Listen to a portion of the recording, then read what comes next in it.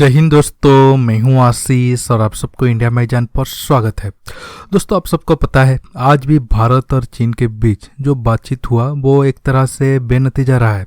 इसके साथ सीमा पर भारत के इंफ्रास्ट्रक्चर को देखकर चीन को काफ़ी जलन हुआ है। आज ये सब टॉपिक पर बात करूंगा। जानने के लिए आप आखिर तक की वीडियो को देखते रहिए। लद्दाख में आए दिन तनाव को भड़का रहा चीन दुनिया को दिखाने के लिए शांति का ढोल पीट रहा है।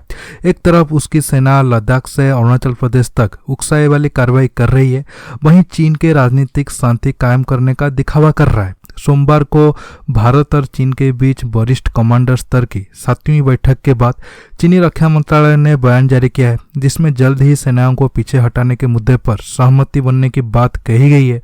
भारतीय सेना के प्रवक्ता ने भी चीन के साथ 7वें राउंड की बैठक के बाद यही बात कही थी। हालांकि भारत अपने रुख पर अड़ा हुआ है कि पूर्वी लद्दाख का पूरा डी एस्केलेशन होना चाहिए, जिसमें पैंगोंग त्सो, चुशुल और गोग्रा हॉट स्प्रिंग के साथ साथ रणनीतिक रूप से स्थित देपसांग दौलतबेग ओल्डी सेक्टर से चीनी सेना को पीछे हटना है। इसके साथ दोस्तों, भारत के चीन से लगे 7 राज्यों और केंद्र शासित प्रदेशों में 44 नए पुल बनाए जाने से ड्रैगन बुरी तरह से बौखलाया हुआ है। चीन के विदेश मंत्रालय के प्रवक्ता झाओ लेजिन ने कहा है कि सबसे पहले मैं यह स्पष्ट करना चाहता हूं कि चीन भारतीय पक्ष द्वारा अवैध रूप से स्थापित किए गए लद्दाख केंद्र शासित प्रदेश और अरुणाचल प्रदेश को मान्यता नहीं देता है। हम सैन्य निगरानी और नियंत्रण के लिए किसी भी आधारभूत ढांचे का विरोध करते हैं। चीनी प्रवक्ता ने कहा है कि किसी भी पक्ष को इलाके में ऐसा कोई कदम नहीं उठाना चाहिए जिससे स्थिति जटिल हो जाए। उन्होंने सीमावर्ती क्षेत्र में भारत के बुनियादी ढांचे का विकास को दोनों पक्षों के बीच तनाव का मूल कारण बताया।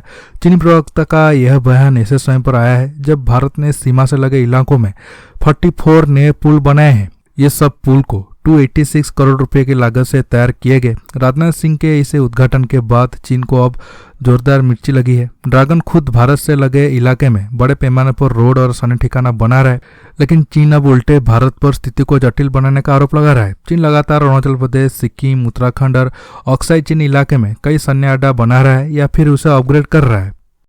चीन की इसी चुनौती से निपटने के लिए अब भारत तेजी से सीमा से लगे इलाके में आधारभूत ढांचे को मजबूत कर रहा है। रक्षा मंत्री ने इसके साथ ही नेचीफू टनल का भी आधारशिला रखी। बीआरओ ने एक साल में 54 पुलों का निर्माण करके रिकॉर्ड बनाया है। राजनाथ सिंह ने कहा है कि एक साथ इतनी संख्या में पुलों का उद्घाटन और टनल का शिलान्यास अपने आप में एक बड़ा रिकॉर्ड है। 7 राज्यों तथा केंद्र शासित प्रदेशों में स्थित ये पुल कनेक्टिविटी और विकास के नए युग की शुरुआत करेंगे।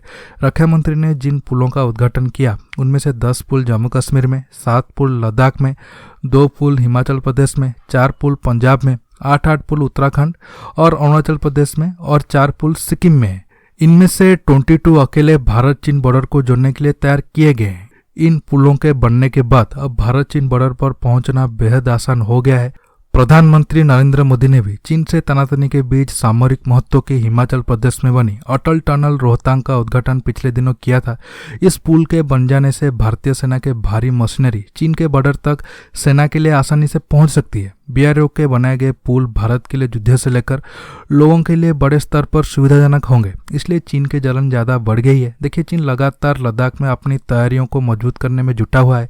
मिलिट्री बेस बनाया गया है, बड़ी संख्या में सैनिक और हथियारों को जुटाया है। इसमें टैंक, आर्टिलरी गन आदि शामिल है। मिलिट्री हॉस्पिटल के पास चीन हेलीपैड भी बना रहा है। हालांकि चीन की इन तैयारियों को जवाब देने के लिए भारत भी अपनी तैयारियों में जुटा हुआ है, जिससे पड़ोसी मुल्क को उसी की तरह जवाब दिया जा सके। इसके साथ ही सर्दियों के मौसम को देखते हुए भारत की ओर से पीने की पानी, खाने आदि की पूरी व्यवस्था की जा रही है। अक्टूबर की शुरुआत होते ही लद्दाख के इलाके में अब ठंड भी बढ़नी शुरू हो गई है, लेकिन चीन के नापाक हरकतों पर नजर रखने के लिए भारतीय फौज ऊंचे सैन्य ठिकानों पर कब्जा बनाए रखेगी।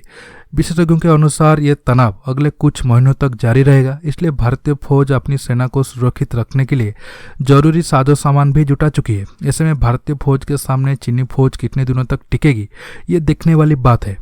दोस्तों, आज के टॉपिक में बस इतना ही। आपको ये वीडियो कैसा लगा नीचे कमेंट बॉक्स में कमेंट करके बताइए। दोस्तों, रहता हूँ बहुत जल्द एक न्यू टॉपिक के साथ मिलूंगा। नमस्कार, जय हिंद।